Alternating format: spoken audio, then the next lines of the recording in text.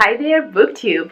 Today I'm here again with a vlogish kind of video because I'm not using my tripod, I have no makeup on, I'm in my homeware and just whatever. But I was thinking about what can I film except for a vlog. I'm currently actually filming a vlog, my weekend vlog. But since this vlog will end today on the 30th of March and I will have one day in the middle, that said tomorrow, the 21st of March, before starting my huge pile for the owls, I was thinking what I can do, and I was just flipping through my journal in which I write all of the things that I would love to just film in the future, and I bumped in one that I skipped for now, and it is the Try and then Unhaul series. So I would love to make tomorrow a try a chapter thing, so I will give a try to a bunch of books. I will read the first chapter. They are all books that I have at home. And these are the perks of filming while you're still working.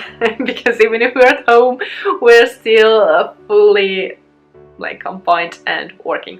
But yeah, I was telling that I would love to film a try chapter. These are all books that I own in an ebook format, so I just want to kind of, as I told you in some videos before, I don't remember even which ones, I would love to kill my ebook TBR at least a little bit, because it's too long, more than 400 books in ebook form, and it doesn't make even sense.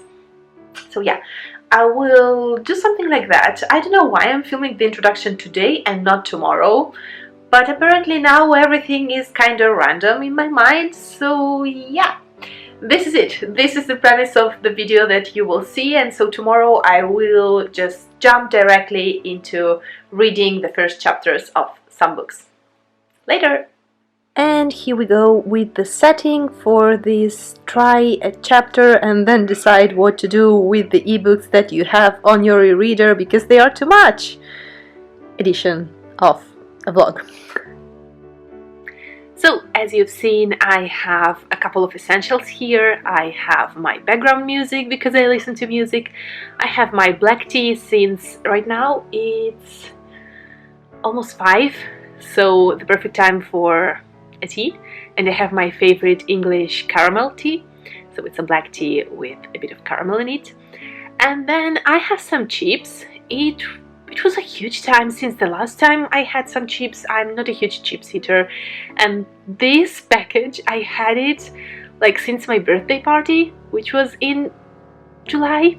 So now we're in April at this point, practically tomorrow. So yeah, I decided to try and eat through it, even if I'm not a huge fan, but so that I will have a bit more of space in the cupboard, so that I will use it for more essential food supplies for the period. And then I have, of course, my iPad on which I have my ebooks. And my idea for this is to start with one of the two e-readers that I have here. I have on it the iBook app and then the Kindle app. And I will start with Kindle, whatever. And probably at the beginning I was thinking about starting with some big series so that to decide if I will go on with them or not. But honestly speaking, I have a bunch of stuff there that I don't even remember downloading at this point. It was so many years ago, and so I will go in alphabetical order. And I will start with the A, of course, and today I will try to go through all of the books with an A that I have on here and just decide if I want to keep them or not. Of course, it doesn't mean that I have to be willing to read the book immediately, but at least that I don't hate it or I'm interested in keeping it, because otherwise, bye bye book. And so with the A we begin. Wish me luck. So, apparently I have 17 books here under my A letter, and it's a bunch, but some I have a couple that are copies, one of a previous and one of a next edition of a friend of mine that has written a book. Then I have some that I don't need to check because I already started them, but let's go in order. So, The Crow and the Arrow, I'm sure that I will read it sooner or later. It's a short story in between the Rose and the Dagger series, and so I know that I like how this author writes, and I will for sure read it. Then I have the 2 copies of the book written by my friend, and I actually need to give a try to a chapter because I never read it. Library Cat, I've not read it, so I need to try it. Bake Shop Mysteries, I don't need to try out. I read the first one, I enjoyed it, so I know that I will just need to go on with the series. To Kill a Kingdom is one that was quite famous back in the days, like 1 or 2 years ago, so I need to give it a try. The Witches of New York is one that I saw around a bit, not on BookTube, but like on blogs and so I need to give it a try. The Healer series is one of those that I got for free through some subscriptions, so I really need to try it and see if I want it here. Then I have the Metamorphosis by Ovid, not sure how to pronounce it in English. It's a classic and I actually will keep it for sure because it's a timeless read. When the Moon Was Ours, again, need to give it a try. The Claiming of Sleeping Beauty by Anne Rice and other authors, again, need to give it a try. The Bitches of Ever After, a Dark Princess fairy tale, is something that I received for free. All the Light We Cannot See, I want to read the first chapter because it's such a well-loved book, I want to give it a try. Melvina is actually a graphic novel that I just downloaded, so I will read it for sure in the future. I don't need to give it a try now. Or The River Liffey. No idea what this one is about. I got it for free. I need to give it a try. Faye the Wild Hunt, the same thing. And the Asylum for Wayward Victorian Girls is something that I got back in the days, a lot of years ago. It's by Emily Autumn, who is a singer or was a singer. I'm not sure if she's still in the business. And I got it through her newsletter. Never read it. Need to give it a try. Let's see how it goes. So here I am with the first chapter of the book that I just read. It's L'ultimo rinnegato by Federico Aleotti, who is a friend of mine, and this is his fantasy book that he wrote some years ago at this point. And it's a fantasy book. It is about, from what I get, I read the preface and the first chapter. It's about some magicians, and it is set in a city for now, and we're following a young, maybe a teenager or a young man, a magician who is an apprentice kinda for a wiser and a stronger magician, and they're trying to just escape from some people who are following them and trying to get the information that they possess. And I don't think, unfortunately, that I will go on with this book. It is written very, very well for being written by someone a bunch of years ago, so he was a teenager himself when he wrote it. It's written very, very well, but unfortunately, I have to admit, I don't like the main protagonist. He's too arrogant for now and just too insufferable, and in the 2 chapters kind of that I read, there are too much references to women in a certain way, so I don't like it. I understand why he wrote it that way, and I believe that the main character at the end of the book will redeem himself and become kind of a better human being, I hope, but I'm really not into something like that, so this one will go. So, book number 2 was To Kill a Kingdom by Alexandra Cristo, not sure. And this is a dark fantasy from what I got from the first chapter. It's very well written, I like it. And the character apparently is an anti-hero, because from what I see in the first chapter, she's definitely the evil one. She's a siren and a princess among sirens. And it is, I I don't remember if this book was supposed to be a retelling of The Little Mermaid, if she was supposed to be Ursula, or not sure about it, because I really bought it a bunch of time ago, but I enjoy it. I will keep it for sure, and in the future I will give it a try, so this one stays. And here I am with the next book. It was a book by Amy McKay, and it was The Witches of New York. And inside it's really beautiful. It has these illustrations that are amazing. And for example, the first chapter, and I believe that each chapter at this point has the introduction of an image that I cannot find, of course, right now. But however, I really wanted to share with you just a snippet of the book so that you will understand why I will for sure read this one. It is written in such a nice way. I really enjoy it. I think that I will read it absolutely. Just listen. Their dreams no longer came to them via stardust or angels' wings, but by tug, train, and telegraph. Sleep lost all meaning now that time was in man's grasp.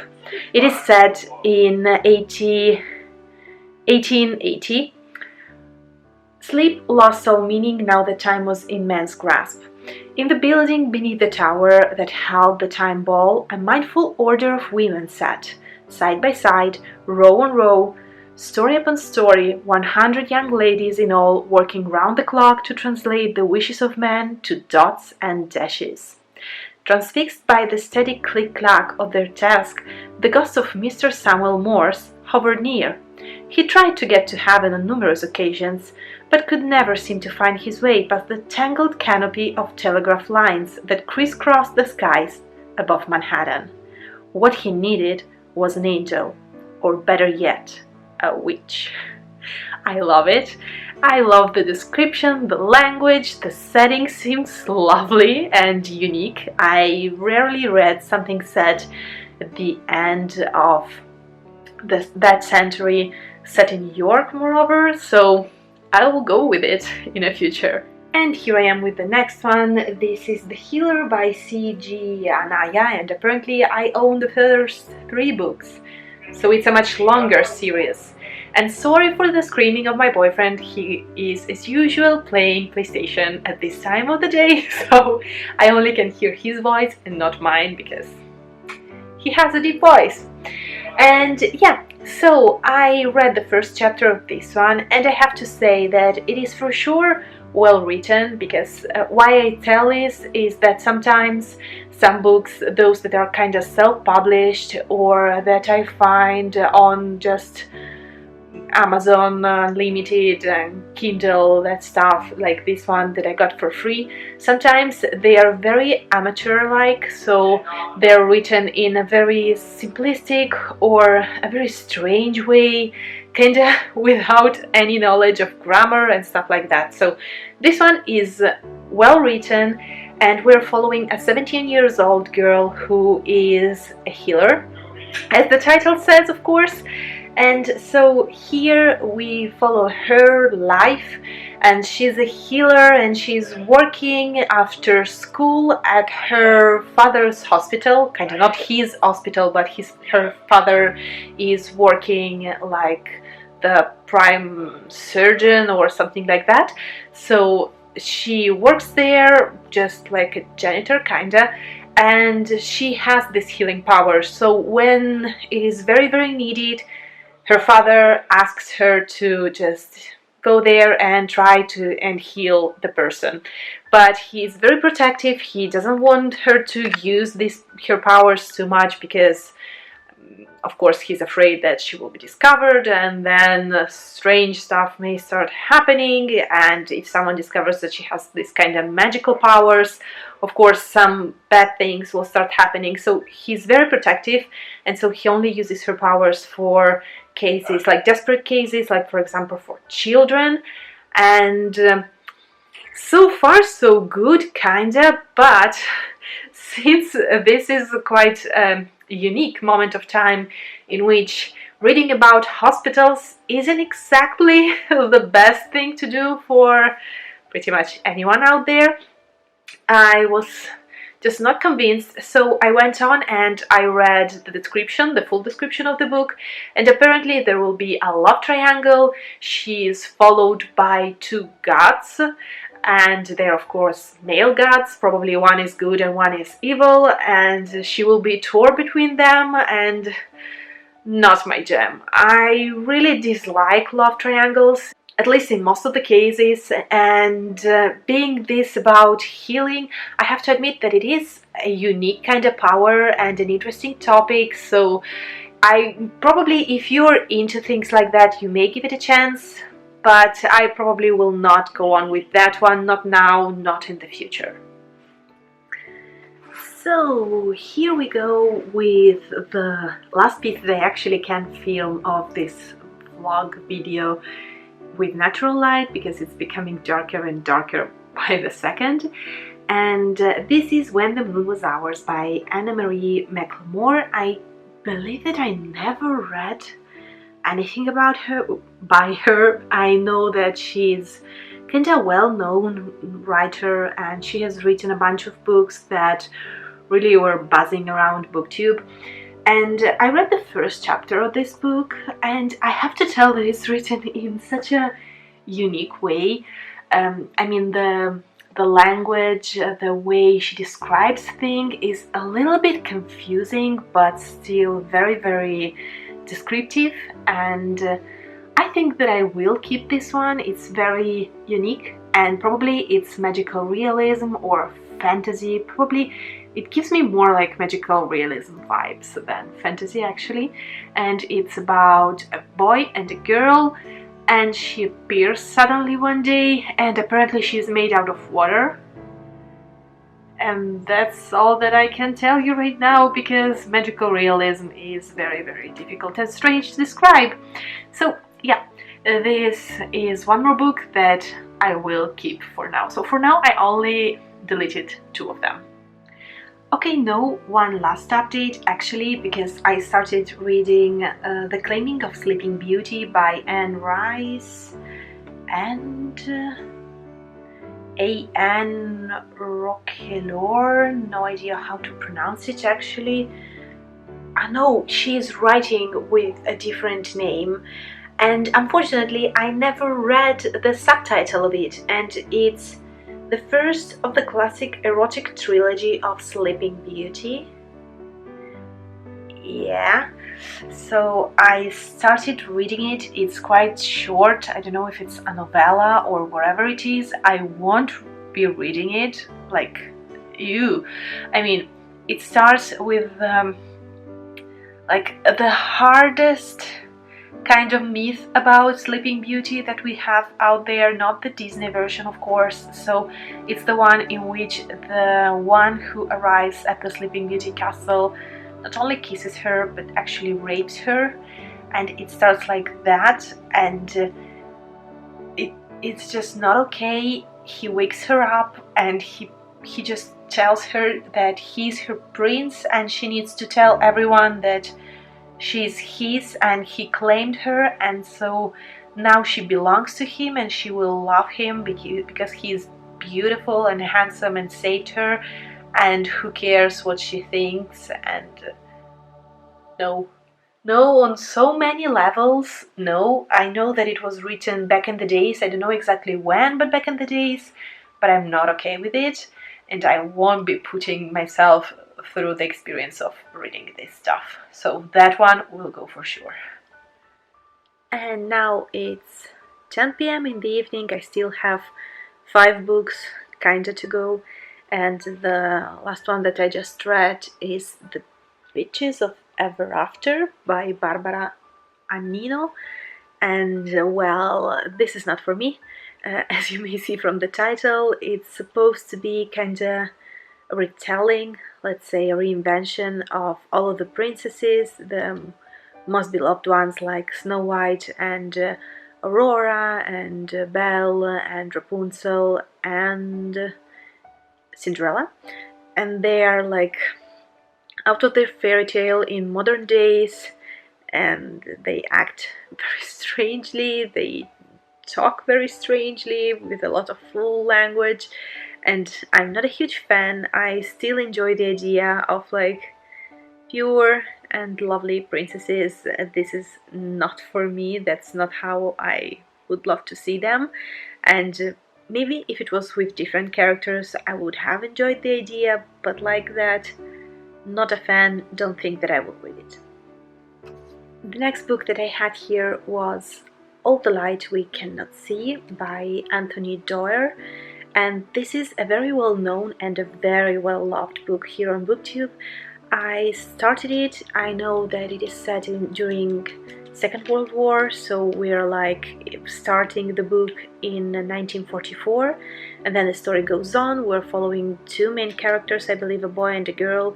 The girl is 16 years old and she is blind, and the story starts in France at Saint-Malo, and I will for sure give it a try, and for sure I will read it. I started it, and what I can say already it's that it has a quite particular and unique structure. The chapters are very short, so it's very easy probably to binge read it, even if the story, I suppose that it won't be happy and just light. It for sure will be hard and will probably hurt my heart and soul because it's Second World War, but I believe that it will be worth it since so many people love it. And let's see the next book. And we're slowly getting to the end of this video, so the next book that I read was written by Heidi Ashworth, and it's O'er the River Liffey, with this beautiful cover. And this is, as you may tell from the cover, kinda a Jane Austen-like story, but it's set in Ireland, and it has a bit of a mix of kinda Irish folklore in it. And the story is set in 1815, and apparently it's the 6th book in a series called Power of the Matchmaker series, but this is a standalone, even if it's a series, so I'm a bit confused. But I read the prologue and it's a bit intriguing. We start with this we start with this young man who was supposed to become a soldier but was saved thanks to a teacher who kinda procures him all of the jobs so that he doesn't have to be a soldier. And now that the war is kinda over, he is able to come back to his city, and while he's sitting by the fire with his teacher and other friends and just letting the evening pass by, a woman suddenly appears, a mysterious woman, kinda Chinese I believe, and she tells him that he has to go back, but not to his hometown, but to Dublin, because there he will find his one and true love. So that's the premise of the book, and it's written well, and since it's Jane Austen-like, I think that I will keep it, because you don't know when you have the need and feel the need to read something like that, something lovely and cute, and I believe that this will be it. Next book is, again, I believe from the title, is supposed to be fantasy. It's Faye the Wild Hunt by Graham Austin King. I kind of read the first chapter, part of it, because the chapters are very long.